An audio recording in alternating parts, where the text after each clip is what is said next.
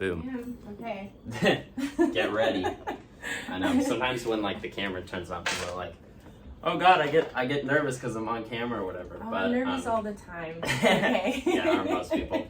All right. Well, this is episode 12 of the video podcasty series thing. The podcast. It's not going to be. There's going to be no like audio this time because I can't figure this shit out right now. Yeah, it's just like a typical show. Yeah, exactly. So the audio in here is fine. There's carpet, so it's not going to be too echoey or anything like that. But I got Oginee with me today, and this has been an interview that has been like one of the ones that I've wanted for a while because just seeing like I've been wanting to like interview more people who document the scene and stuff like that, and I feel like I haven't done enough of those yet. I've only done Eric so far, but I'd like to hit a lot more of like the photographers and stuff like that, and maybe even like Andy from Stay Thick. So I think getting that side of things that isn't the band is also pretty important because we're both spectators of it, you know. Absolutely. So I mean, I guess we can just start with like getting a little bit of background from you and stuff like that, and just kind of where you're from, like what you've been up to, because you're pretty new like to the photography thing. I am. But like what were you doing kind of before that, and what's your story so far? Okay, so well, I was born and raised in LA, so I grew up in like Downey, and I have like high school knowledge. I took a few photo classes in high school, and I basically knew and learned like how to like shoot film, and that's basically all I needed to know. I had a pretty rough life. I spent a good chunk of my life in my 20s and early 30s partying like hard, and so I fell into a pretty dark hole, and I got sober at 32 years old. I came out to Orange County, and at first it was just about like recovery and trying to stay sober, and I really didn't know what I was gonna do. I've always had a passion for photography. I mean, I think when I was a kid, my very first favorite photos were my photo albums from like the 1960s and 70s when my mom would have her photos, and I would like obsessively look at them because, back then my mom and whoever she was with would like pose, and they always had these great clothes, and I just loved how like pictures really didn't need a caption. Like you kind of, they kind of knew how to capture the emotion or the event, and so I was always really obsessed with photos.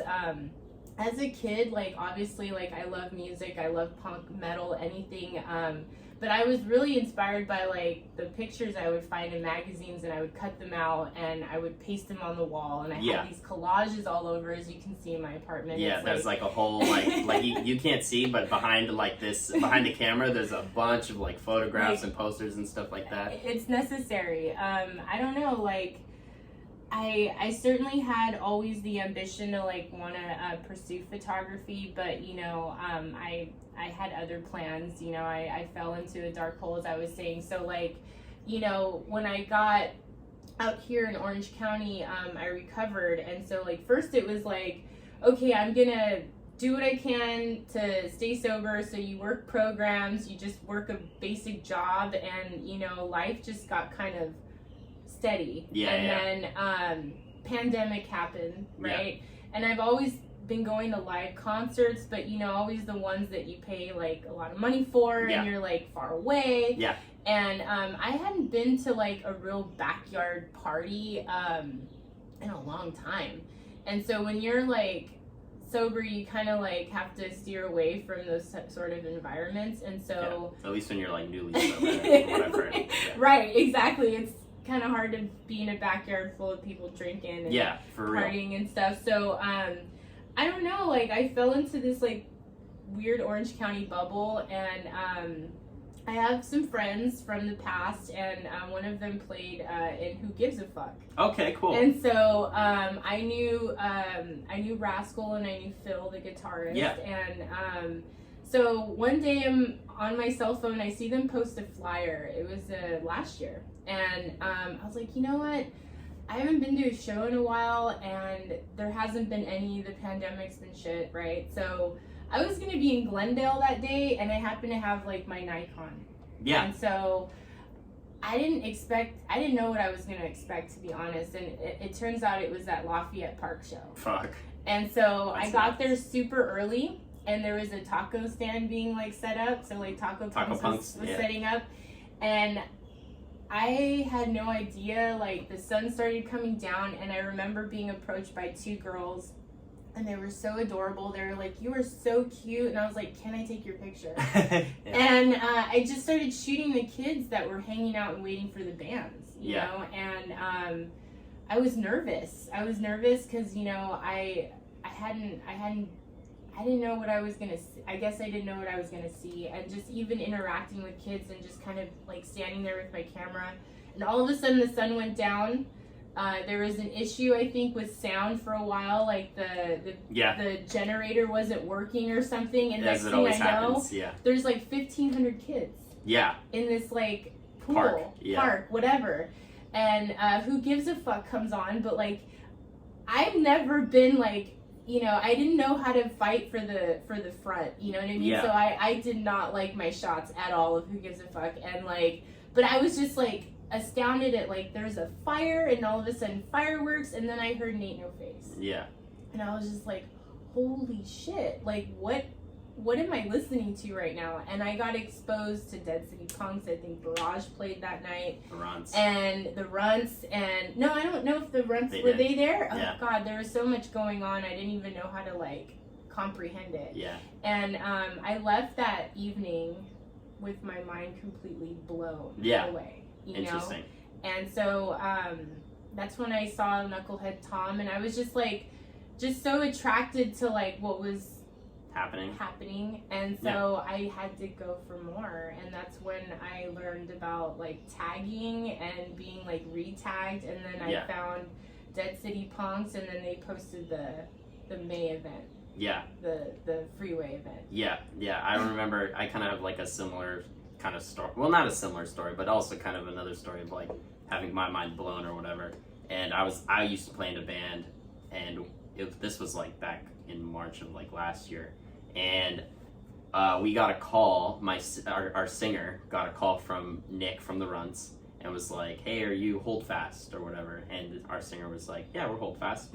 And he's like, "All right, well, our opening band can't play." It was Who Gives a Fuck. They were opening, and they had to drop, so we need an opener. I have no idea how the fuck he found us. Like, it's just a random connection, because at that point, no one that I knew followed them. So I don't know how he found us. But he was like, "Can you guys come up and play?" And we're in South OC, mind you. And it's like 5 o'clock at night. And he's like, you know, LA traffic is crazy and all that stuff. So he's like, "Hey, can you guys play?" And we're like, "Sure." I mean, we're at this point like just looking for gigs to play, like whatever. So we'll do it. And so we pack our shit or whatever. We go up. We get there like probably like 45 minutes late because, I mean, traffic and stuff like that, coordinating a ride, all that stuff. And we got there, and we just walk in, and like, you know, we're three like OC kids who like haven't really like been to LA, like punk shit and all that stuff. And we're just like, whoa, what the heck? It was in Echo Park. It was at the rec center, and it was at the rec center in Echo Park, and it was in like this like the pit in the back. Yeah. And we were walking down the pit with all these like crazy like hood punk people, and we're like, what the fuck is happening? Exactly. Are we gonna get like robbed or some shit? And then we went down there, and we were just like, whoa, this is nuts. And then we started playing and stuff, and everyone was moshing, and it was like, whoa, this is electric. Like I didn't know anything about that at that point, but that was, I think, the second show or the third show that it was like, yeah, it's like Dead City, Barrage, and the Runts like played it with us, and it was just like the show before the Lafayette Park show. So Right. at that point, it was like building and building, and I was like, there's so many people here. This is so nuts. So I can kind of relate to you being like, whoa, this is I like never so crazy, witnessed you know? anything like that in all my years. I mean, you know, despite like the decisions I made in my life and whatever dark holes I ended up in, like I never stopped shooting pictures. Like whether it was on like a shitty cell phone or a digital camera that I came up on, I always wanted to document everything around me. And so like I lived like the street like punk like life, you know, and it just wasn't like the rock star life that I wanted to live, which is why I changed. But being around that scene, I was more like fascinated at how like it's not just one type of like set of people, it's like everybody. It was like a subculture of like all different backgrounds, which I found incredibly beautiful, which is why like sometimes I'm like, I want to capture everybody because everyone's different, everyone's out there just to have a good time. And it was like, this is free. And I was noticing like all the hard work that was being put into these shows, like who's really putting these things together, and like how are they putting these things together, and like there's a freaking generator and they're lugging their stuff down like bike trails. I mean, exactly. I've been to like the craziest and gnarliest locations, and I'm like, and I've never seen anything like it, and it was exactly what LA needed. Yeah, for real. You know, I think, and just it kind of helped us all forget what was happening, and I don't know, it was the most beautiful thing I'd ever experienced in my life. Yeah, for real. So I kind of want to like take it back like now, because we talk about like I guess some like current events and stuff like that, but like if we take it way back, do you remember who or what was the source of like what got you into like heavy music and stuff like that? Because I always like to ask the people who I have on this thing, like how they got into heavy music, because it's such a, that's in and of itself is a subculture, you know. So. Oh, absolutely. Because if you knew my mom, she is not about that. I was raised in a very Latino household, and so I was not allowed to wear the color black. Oh, really? Yeah, my mom controlled every aspect of what I wore. It was torture, you know, because you know, my oldest brother Henry is actually the one that got me into heavy metal. I was we're talking about like in the 80s, and so like he was in this like metal band called Demolition. Oh, nice. And he played bass and he played drums, and he got the garage, and I remember being like around the age of like 5 or 6, and his room was always dark and it smelled like beer and sweat. Yeah, it smelled like dude. And yeah, exactly. And my brother had like, you know, the high top like airwalks, and like he was heavy metal. Yeah, and, for sure. He introduced me to like Slayer and Pantera, and I don't know what it was, but I loved it. I loved it because it was fast. And back then when you had like CDs and like albums, they came with lyrics. Yeah. And I was like fascinated with the lyrics and the way they just described the most, I don't know, like craziest shit ever, like whether it comes to like addiction or sex or anything, like to me I loved it. It was hard and fast. But then I also have this other side of me where like I'm also like obsessed with like jazz and like blues and oldies, and so but for me it was my brother Henry who got me into heavy metal for sure, and I wanted to be just like him, and I wanted to be around him all the time. And then eventually what he would do is he would just drop music on me. Like he would toss me his old CDs, and he would be like, listen to this. We'd be driving in the car, he's like, do you know who this is? And I'm like, no. And he's like, this is Rat. Okay. You know? Like, yeah. He would always quiz me on who it was, and like he would try to teach me music. He would tell me like it's basic 4 chords, blah blah blah, and I'd just be like, I can't keep a steady tune. He tried to teach me bass, I couldn't do it. But yeah, my very big influence was my brother Henry when it came to heavy metal. Nice. So you were a metal person before a punk person. Yes. And was this kind of in the era of when like punk people didn't really get along with metal people and stuff like that, or? I was growing up in the 90s, and so like there wasn't really much of that. For me, it was just a battle of being able to be comfortable about who I was, and like I had friends that were into NSYNC. Yeah. And I was into Marilyn Manson. Yeah. You know, I was just always different, and I would have to steal my brother's clothes and go to school, change in them. so I could wear cool clothes and ripped jeans and then change back into my normal clothes and go home. So it was like that was life for me. It was like I was still trying to figure out who I was, but I just always wanted to be grunge, you know what I mean? Like that's just you want to be alternative. Alternative, exactly. And I wanted punk hair so bad. Like I wanted to shave the back of my head. Yeah. Like the girl from The Crow, and my mom wouldn't let me. Yeah. I couldn't get piercings, nothing. So until I was at the age of like 18 was when I moved out, and that was when I was able to finally fully like let loose.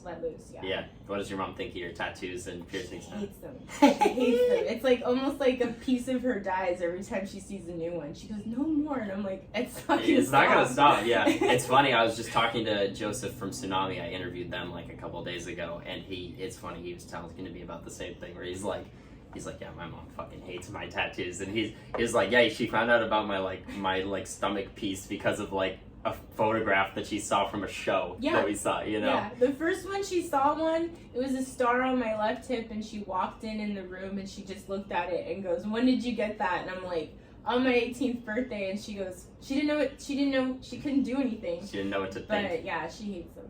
That's really funny. So you were kind of saying like, oh, I was trying to like learn bass and stuff like that. Do you play an instrument now, or negative? Or have you ever tried to learn to play an I've instrument? I've tried, but like I don't have the patience. It requires a lot of practice, and I feel like there's just certain brains that are wired when it comes to like, you know, when it comes to learning an instrument, or for me, like when it comes to learning my camera, it's like the same thing. Like, people are always like, "Yo, I got this new camera. Can you help me? Like, show me how to use it?" And it's like, kind of. People are interested. And they like to have a camera, but they don't really know how to use it. And so that's how I feel about an instrument. You know, like it'd be rad, and I have a guitar, but that guitar actually has sentimental value. Yeah. So like, I mean, I strummed it. I mean, I kind of know one song. I know "Come As You Are." Nice. Nice. It's one of the first ones I learned, which is funny. And that was all my brother taught me. But like, other than that, like, yeah, no, I played clarinet in like junior high. That's really funny. Speaking of like learning how to shoot and stuff like that. How'd you develop like more of like your style? Because I think you do have a pretty like specific style. Like you do a lot of like the black and white, and you shoot a lot of that. And normally when I like, a lot of times photographers, especially in the local scene, I'll look at their photos and be like, oh, that was Amy's photo, or that's Ogi's photo, or that's Eric's photo, or that's frickin' Gio's photo, or something like that. Like, how did you kind of develop your own style, like stylistically? I think it was because of, well, it was how I was forced into the position that I'm at, like with these shows, right? Yeah. So like, when I was at the Lafayette Park show, I was kind of in a catatonic state. I really didn't know what I wanted to shoot. I just randomly went up to a few kids and I shot like maybe 10 photos that day. Yeah. Then I went to the Freeway show, which even left me more in a catatonic state. I was like, what is happening? There's this like overpass. I'm gonna go up here, and then I don't even know how to function like my flash at night.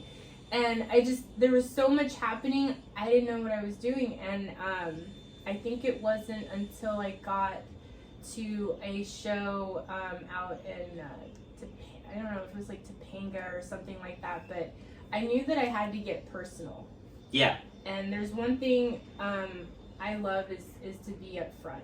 Even when I was going to concerts, it was always about being in the pit in the front row. Yeah. I wanted to feel their sweat, and I always found that like if I can capture like the emotion of what's happening, then I feel like that to me is a successful shot. Like I'll go in, I'll shoot 200 pictures, and I don't care if one shot came out good.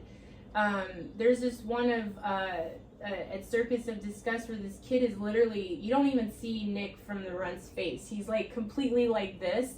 And this kid is grabbing his mic, and it's just it to me, that was one of my favorite photos because I was 2 inches from them, I had a foot on the cymbal so that like Eddie's drum set didn't get caved in. I'm pushing these kids back. Yeah. And for me, and what I remember and how I met Eric was I asked Eric to let me hold on to his leg while I shot a few shots. So he's shooting. I don't want to get in his way. Yeah. But I want to be where he's at, and I got to hold on to him. And that was at the Tiny World event off Jesse Street. Yeah. And I realized that if I'm gonna shoot, like, and I'm seeing all these other photographers and what their angles and perspectives are, like, for me, I just want to capture the emotion of the chaos, right? Yeah.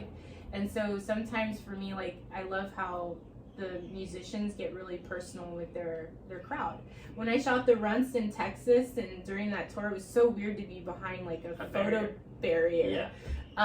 Compared to where I've seen them play, and how like even at Circus of Disgust, people are like, just like pushing up against them. and you just always have the same beautiful faces in the front row, always supporting, you know. And I don't know, like, it's funny that you say that I have a distinct like perspective, because for me it's just like I just want to have like the perspective of someone that's just there as like a fan. Yeah, you know? bystander. I'm a huge fan of these bands. Like at the end of the day, like sometimes I just put my camera down and I jump in the pit, you know, because like I just want to have fun. No, for sure. Because I don't want to treat it like a job, because it's not. Yeah, you know? Yeah. That's funny, because that was kind of another question that I had was like, what are you looking for when you're like shooting one of these shows or something like that? Because I remember you put out like a post a while back where you're like, I'm always afraid like if I'm going to get the shot or not, or something like that. So like, I guess, are you looking for like the emotion, or like what are you looking for when you're like shooting a show? Like, is there a specific moment, like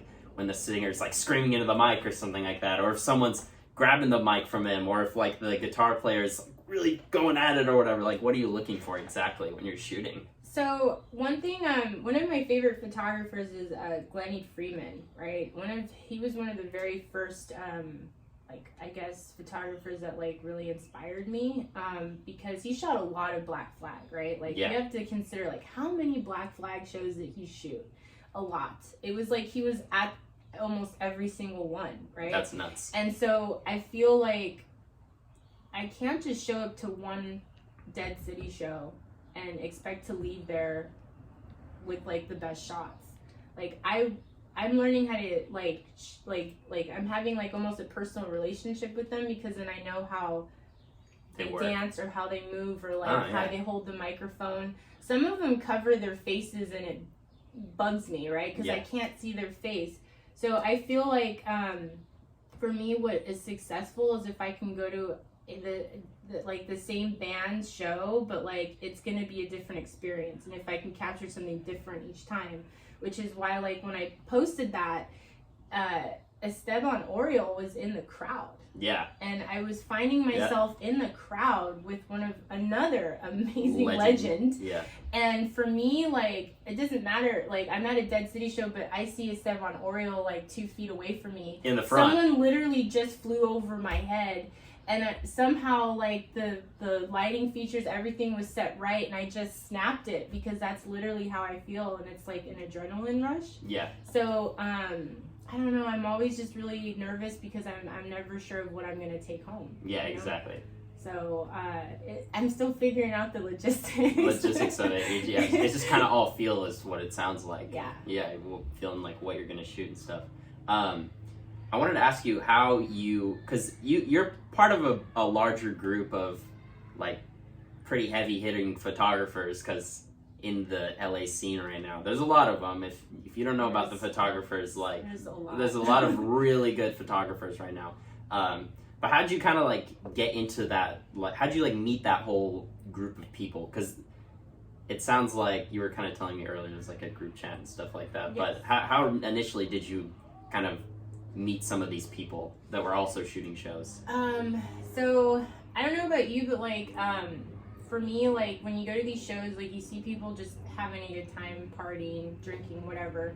I tend to like want to like gravitate towards those that are doing the same thing as me. Yeah. Because I have had a lot of help from the gate from some of these friends. Like Ruben. Yeah. Was one of the first ones I ever met. I met him at Knucklehead Tom's like birthday party in a backyard. I remember that. And you know, I saw the mask and I just thought this kid is so cool. Yeah. And he is a genius when it comes to learning about the Canon R5.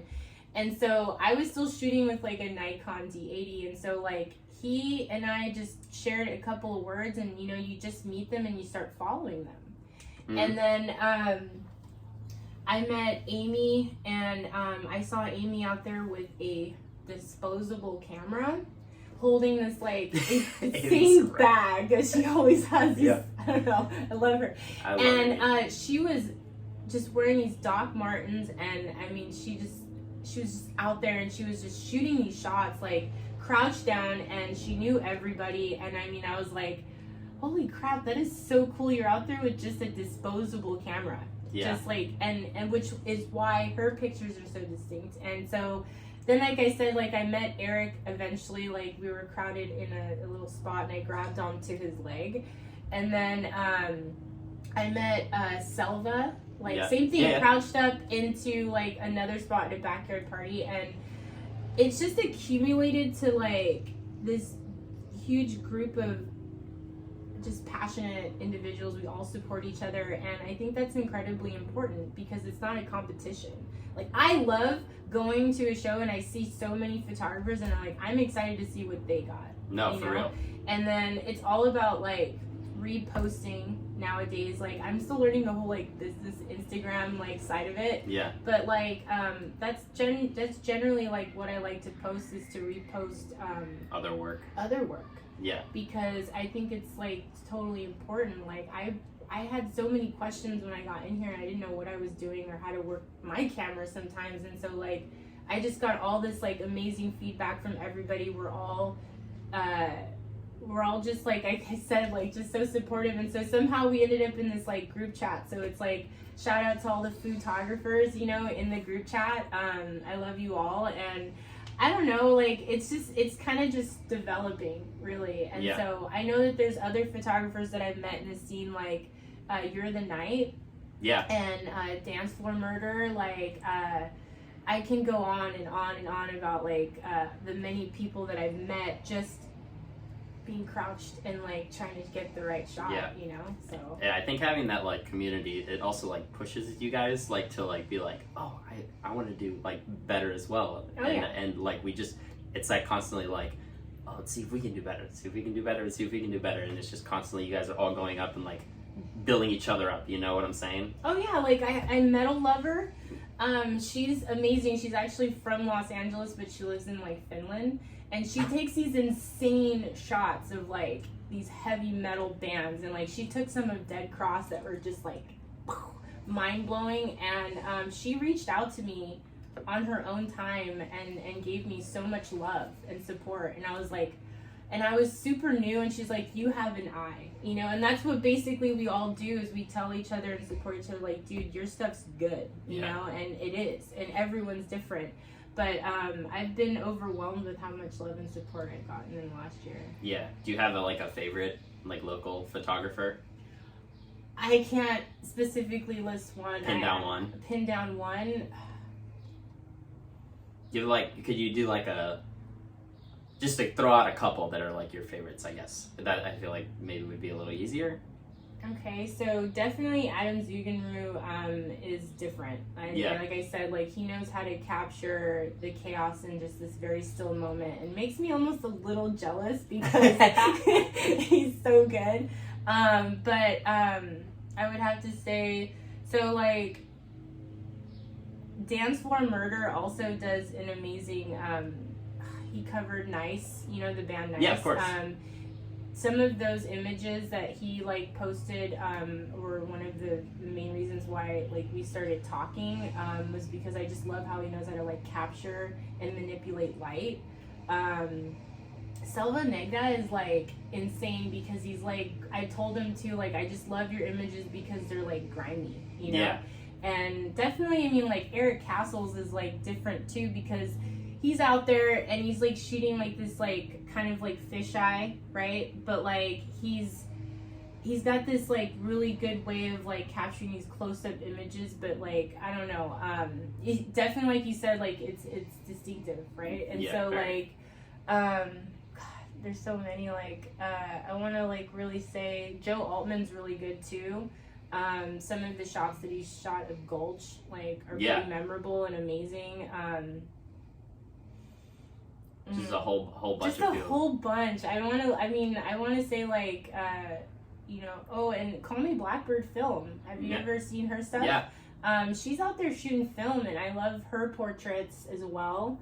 You know, like I said, like Amy's amazing, Ruben's amazing, like Nopalito, you know, and then Alistair, like Alistair does these amazing collages, like. I don't know, man. I'm in love with everybody. So what you're gonna want to do is you're gonna want to go to OG's following, and then scroll down and just look through all the and then look through all the photographers that she follows. Most of the people that I follow are artists. Like Most is also insane. He's grown so much in the last year. I love that kid. God, I mean, have you ever? I mean, even some of the videographers, like Daddy Dobbins, like Danny's the man. Insane, and so I don't know. I could go on and on. Shout out all the people who talked to him. Yeah, for sure. Do you have like a favorite band that you like to photograph? Like, is there a band that you're always like always walk away from and you're like, oh, there was some like awesome shots of that show or something like that? Like, who's the most consistent? Most consistent. Well, I mean, I've traveled far for the runs, and I've traveled far for Dead City. Yeah. I feel like even though I've heard the same songs like over and over again, like they're so good, and I'm always amped, and I'm either dancing or I'm moshing. So it's like, for me, I've just seen so many great bands. It's hard to really decide like who leaves me in awe. I feel like when I leave every show, I'm in awe because of the location I'm at, how it was a success, like nobody got arrested, nobody got hurt. Oh, for real. Everything's good, because that's really, at the end of the day, like what I'm always like happy about is that like it was a successful show. I had a good time. Everyone had a good time. Right now, like Cancer Christ is like blowing up. Yeah. They're the gimmick. They're like the gimmick metal band that I've been waiting for. Yeah, they're great. Because like, imagine if like Guar was like blowing up now. Yeah. It's just like a sea of photographers all want to show up for the Bloodfest. And I mean, they play with 2 drummers, which I find is so cool.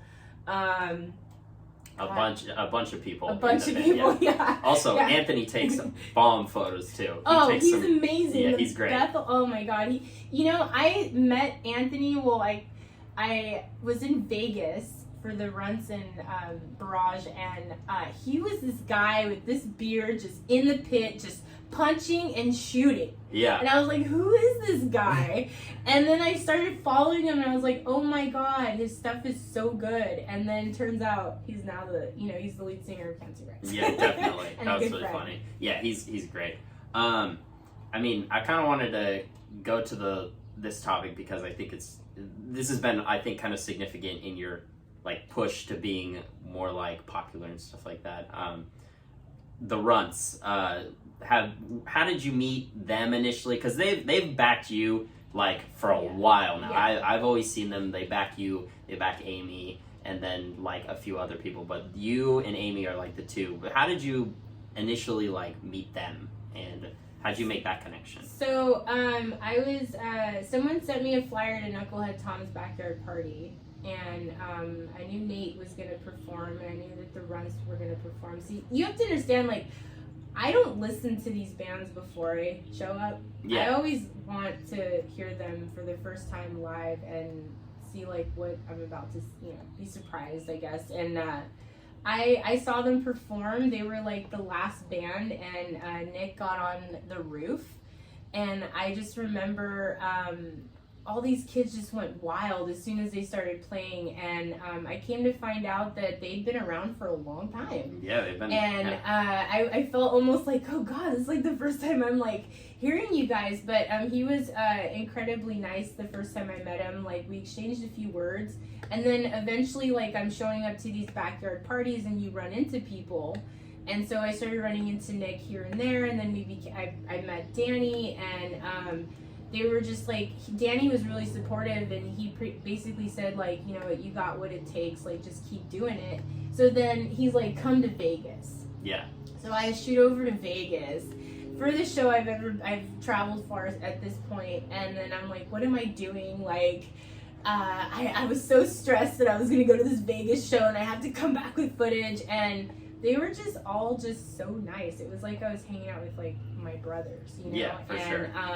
I don't know, like, it just kind of grew into, like, this, like, respect type of thing, and Nick's always been very supportive as far as, like, reposting, and, you know, you never really think that you're gonna be, like, close friends with people or get to know them on a personal level, but I've been honored to, like, be a part of that, and like, which is why we talked a little bit about how I ended up in Texas. Like, Yeah. it was just this random conversation where he's just like, go ahead and just buy the tickets. And I'm like, I don't know. Like, all this pressure to go and document. But I told myself, like, if you don't go, you're going to kick yourself. Oh, for real? So I called his bluff, and I bought the tickets, and they took very good care of me out there. I got to do the Houston. We did Houston, San Antonio, Fort Worth, Austin. I stayed an extra day for Austin because I knew I had to go to Austin. Yeah. And I had such a great time. You know, there's so much fun to shoot. Nick's a hard one to capture. Yeah. He's one of those ones where I was like, God dang, he moves all over the place. Yeah. But yeah, I was just I love all those guys. Yeah, for sure. That must have been kind of crazy where you're like, well, they're like on tour with the Garden, and I'm going out there to like be in it, you know? So like, I feel lame, but like, I didn't even know who the Garden was. Yeah, I mean, and they're, by the way, like, they're incredible so guys. Nice, so nice. They were so sweet, and I didn't know who Tommy Midnight was, and I mean, here I was, like, getting to know everyone on, like, a personal level outside of, like, the scene, and I fell in love with what I was doing at that moment. Like, I told myself, like, just capture the best moments you can. I saw these kids line up for miles to see the garden, but, like, they had never heard the run. Some of them may have, right? Yeah. But their reactions was my favorite part. Oh my god, I was like, oh my god, Danny and OG are like the luckiest people ever, because the Runts are like, shout out the Runts, they're like one of my favorite bands like in like ever. But I was like, oh my god, seeing the reaction to like kids from another state like have a positive reaction to a local band. Oh yeah. Like, that's so cool. Oh yeah. my god. When you hang out by their like merch table, like, cause that's where everyone they goes start after. flooding, and they had this line waiting for merch, and I like the kids were just like, I've never heard punk like that before. Like, they were just like, their faces were all covered in clown. You know, they had their faces cleaning up like clowns, and I thought that was cute. But like, they were trying to pit, but like not, but dancing. It was like they didn't know what to do. Yeah, that's super funny. They didn't know like what a circle pit like, was. You have no idea. Like, their reaction was great, and they got such great feedback. It was like everything they reposted, like the Runts kicked ass. Like, this is the best band ever, the best opener, and I think that's so great that the Garden invited them, because like the Garden, I think, also stumbled upon them by like hearing them play. So I believe it was because of Knucklehead Tom. Mm-hmm. And also I think Fletcher was at that Lafayette show. Yes. Yeah, so he was pitting in that show, which is kind of funny. And then, I mean, I think we're pretty, like, I'm coming to the end of my questions, but this one was like, this one was a fan question. Okay. I think it was, this was a while ago that I put this out, but I think it was Death by James or whatever. Death by James. Shot by James. I don't know. He photographs nice a lot. Okay. So he was asking, why do you shoot? Why do I shoot? Yeah. Okay. It's a great question. So I ask myself that all the time. Right? Yeah. I'm not in this to make money at all. Yeah. This is definitely if you're in this thing, it's very DIY. Yeah, it's not. Yeah, you're not going to be making money from it or anything like that. I guess because I spent a good chunk of my life. I feel like those years when you're on when you're in addiction or you're addicted to something, it's almost like time kind of goes by way too fast, right? Yeah. And nothing you can't really say you amounted to anything during that time. And so I've been able to live 2 lives in one. Yeah. Right? And I told myself that everything that ever held me back, which is this, because this thing's just evil. Yeah. It will tell you all sorts of things that aren't true. And it told me a long time ago that you would suck. Yeah. You're never gonna do good with this. My mom would tell me, "What are you gonna do? You're gonna make money taking pictures?" And I said, "You know what? Fuck it. I'm gonna go out there and I'm gonna have a good time, and I'm gonna document as much as I can because I think that's important in anyone's life. And it's whether anyone saw my photos or not, these are for me." Yeah. That Instagram I thought was just another personal profile where I could just dump these pictures, and I never imagined in a million years that I would even get anyone that would want to follow. No, yeah. And that but I'm able to see the growth, right? Yeah. And I shoot because I don't know, I guess I want and I've always wanted to capture what I was doing in my life. Yeah. Because there's a chunk of my life where there's no pictures. There's nothing to really show. I can't show you sometimes what I look like at 23, 24, maybe, and I did not look good. Yeah. And I don't have that. And so, for me now, it's I'm just out there and I want to have a good time, you know what I mean? And just shooting has allowed me to build and relationships with people that I would have never met in my life. Yeah. If I hadn't gone out there. And so I feel that it's important. I think everyone that's is successful in life always tells you to never give up. Yeah. Never stop doing what you love to do. And I love taking pictures. That's just the bottom line. I'm not out there to try to be the best. And I'm not trying to say that oh yeah, I'm gonna be the best photographer in the world. In fact, it would be dope 10 or 15 years from now that I could have an exhibit where I'm able to present some of these images in this time in my life and have everyone that was in them come back and see themselves 15 years later, a photo album. You know what I mean? And so that's kind of a goal I've always had. I tell myself okay, you don't have to go to the show, no one's paying you, right? But I get major FOMO. Yeah. Oh, yes. Oh, yes. So sometimes if I'm shooting, it's because I have a fear of missing out, and I don't want to miss out on anything at this time in my life. So I hope I was able to answer that. Yeah, I think that was great. That's a great question. But why do I shoot? I think because at the very least, you'll have that photo album to look back on, which is it's because I can liken this to my dad. He takes pictures on his iPhone all the time, and sometimes I'll just go in his phone or whatever, and I'll just scroll way back to 2012 or whatever of just photos he's taken of us or the family or his family or whatever, and I'm wow, I remember that time. I remember that. Just it's cool going down memory lane of pictures and stuff like that. And I get to say I was there and I did that. Yeah, exactly. I got to be a part of that. Yeah, and, exactly.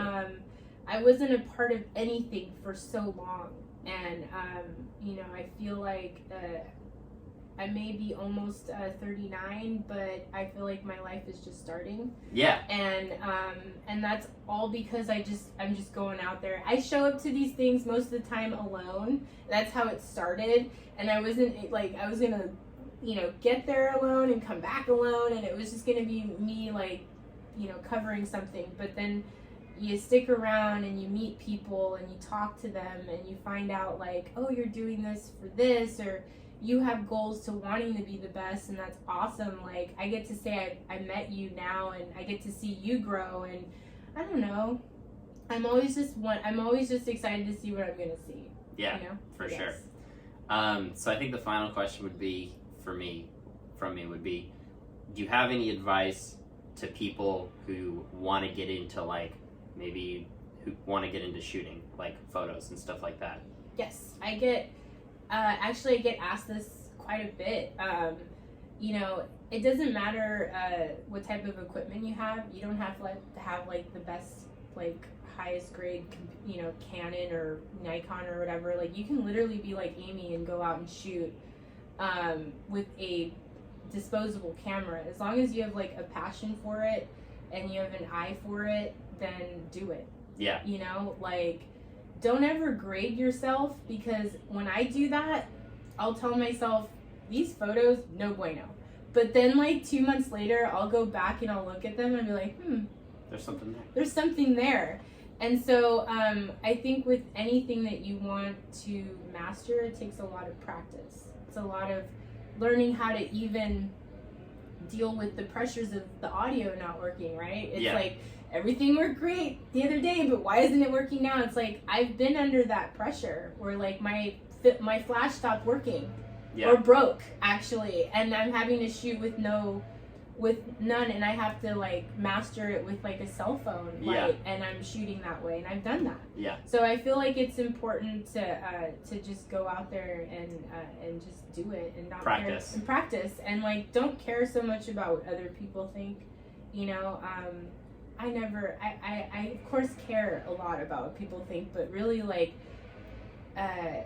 doesn't matter. It doesn't really matter. Yeah. You know what I mean? That's why I have that tattooed on my arm, because really at the end of the day, these are for me, and they've always been for me, and I'm glad that I'm able to share my images to the public. And if someone likes them and they follow me and they tell me they love it, and I'm thank you.